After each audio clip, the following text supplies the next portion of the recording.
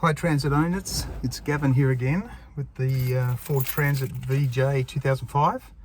Thought I'd do a quick video on replacing the reverse light switch in these things because there's not much information on YouTube that I've found. Oops. And the book, right, just says disconnect the wiring connector from the reverse light switch, unscrew the switch from the selector lever bracket on the transmission, which is useless, tells you nothing. So this is what started happening. Was the vehicle, you know, you're going in reverse with the engine running. I've just got the ignition on at the moment, and you put it into reverse, and it starts off by being intermittent. Like sometimes it works, sometimes it doesn't. If you've got a Transit, you'd know that there's a beep when you put it into reverse and the reverse lights come on, right? Well, eventually it just stops altogether. No beep, no reverse lights. It does go into reverse, obviously, but the lights don't come on, which is a bit of a hazard. So it could be things like blown fuses, wiring problem, but most likely it's going to be that switch. I've already bought a new one, so what I'm going to do is I'm going to go under and show you exactly where it is and how to get the damn thing out, because a normal spanner won't do it. You've got to have either one that looks like that, and it's by the way, it's a 22 nut on that switch, which the manual doesn't tell you about. It's 22, or this one. This one's even better. It's one of these ones. It's got the pivot head as well as the ratchet on it, because it's so jammed up in there, particularly with that little plastic connector bit sticking out of the nut. You can't get anything else up there. No, forget about ratchets, spanners, or sockets or anything like that. Even the straight ring spanner won't do it. Okay, so I'm going to show you how to test to make sure that it is actually the switch, not the wiring or the fuse, and then yeah, we'll get it out and put the new one in, see if it fixes it. So first thing you want to do is, with the ignition on for your vehicle, ignition on, put it into reverse. Okay, so that should be sending 12 volts to the connector, which will go under with a multimeter, check that it's got 12 volts, and then I'm going to use a little jumper wire to act like the switch, to hear the beep and the lights come on, and that way we'll know it's definitely the switch or something else. Okay, I'll just cut there and we'll get onto it. Okay, handbrake on the vehicle. We jack her up. You can put a chock behind the rear wheel too if you want. Just ouch. Better. Just gives you some room. Okay, nice. We put a stand underneath.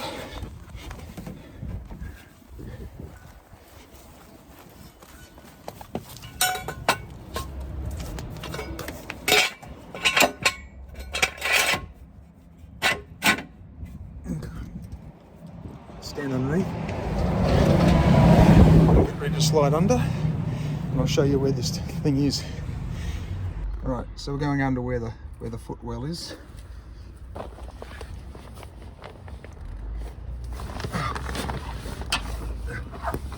Sliding past the fuel tank. And you can see it. There's the drive shaft pushing the rubber, and then they're up there. Okay, can you see that guy up there? Very tricky to see, but hopefully the camera's picking it up. So the first thing we've got to do is disconnect the harness like that. Got to push on the little button at the back there, which is actually on the switch, and then it gives you the connectors like that. Okay, now what I'm going to do is put a multimeter on it and see if there's 12 volts. Okay, yes, there's 12 volts in it. Okay, because that's a good sign. But what we want to hear, I'll get my little bit of wire that I made. Okay, yeah, a little bit of wire like that in a U shape. So what we're going to do, hopefully you can see this. Like that. We're just going to bridge it like this, and you'll hear the beep, hopefully. There we go. Hopefully the camera picked that up. We're just acting like a switch, so we know it's the switch. Beep. I don't know which this car goes past. There we go.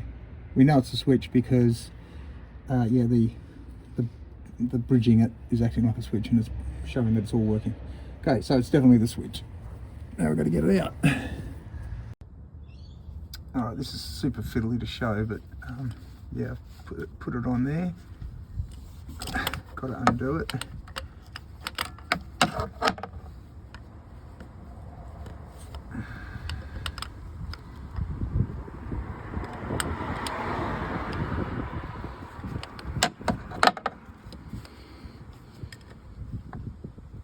Okay, I've got it. I finally got a purchase on it.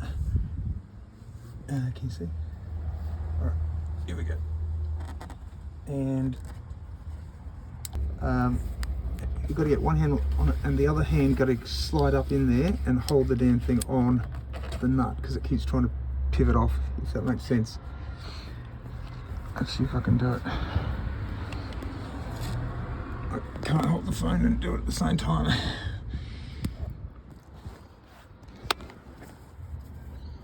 Okay, so there it goes. Yeah, that's loose now, so I can get my hand up in there.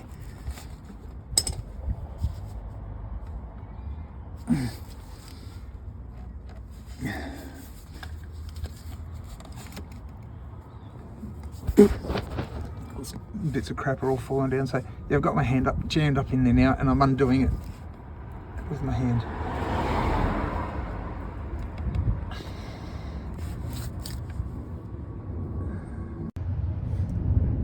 Right, so to make it a tiny bit easier, I found you can undo these two harness bolts, the bracket that's holding the fuel tank.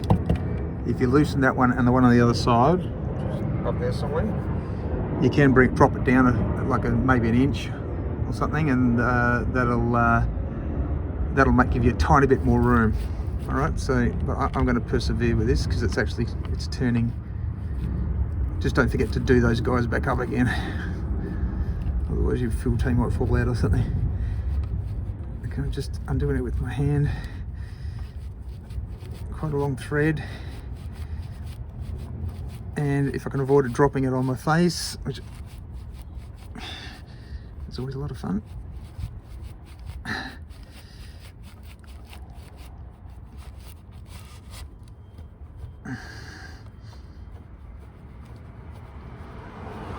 There it comes, there it is. And there's the sucker. Alright. Well, we can go in and now check it with a multimeter, and we'll verify that this thing's dead. And we'll see about putting the new one in. Stand by. Okay, we're back in the workshop. A bit more comfortable. Get the trusty multimeter. Put it onto continuity with audio. I've got one of these hook things, makes things easier with the prongs. See the prongs in there. Hook it onto one. Okay, nothing, and then I push. Oh.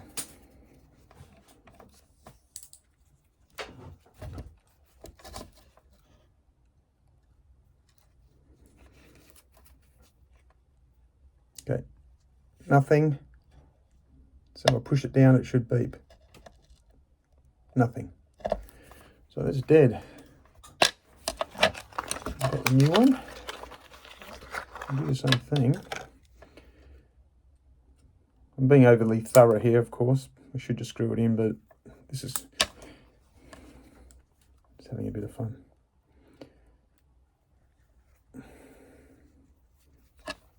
Okay. Sorry. Yeah, new one. 2 prongs, and then I push the button. And there we go. Hurrah! got to the bottom of it. As I said, it's mostly when these don't, your reverse lights stop working, beeper stops working, it is normally these. Now this one's probably, well, almost certainly the original one, and it's from 2005, so I guess it's fair that it's died. We all got to die sometime, and he's had his time. So let's go and put the new one in. Alright, back under home away from home. Now, as a quick warning, there is this thing sticking out here. You can see it there, this thing. It looks all the world like this should go in there. And it's even got a hole in it. It doesn't. It's further up, okay? So don't get fooled, as I did, spending like an hour trying to screw it into something that doesn't even have a thread. Because you can't see the thread for this thing. You can't see it from down here. You got to feel it. So sticking the switch up, finding that threaded hole, the right one. I have to take my gloves off because I can't feel it. And I'll take my glove off. Sometimes you just got to get your hands dirty. All right, new switch. Where's the hole? Okay, right up there on that. God, everything getting away, isn't it? Yeah, right up where I'm pointing there.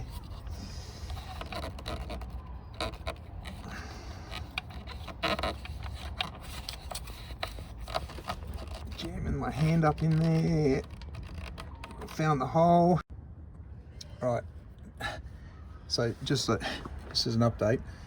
Okay, so it's really hard to get it in by hand. Okay, I had to give up. Focus, please. So what I did was I put the switch into the spanner, and then got my hand around the drive shaft and pushed on the back of it as I'm spannering in, as I'm using the spanner, because it's got a flexi head and it's ratchet. It sort of it does engage, but I couldn't do it. I just could not do it just by hand. It's too jammed up. All right, so I'm just going to continue screwing that in now.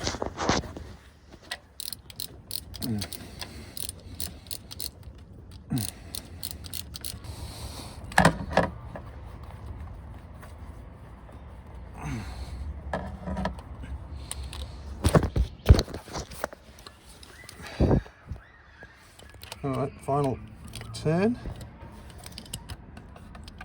Get it sort of tight.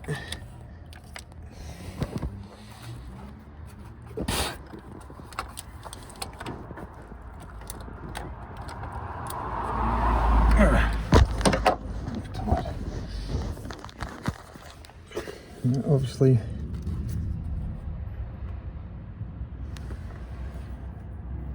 there it is there. So now we just got to put this back on there.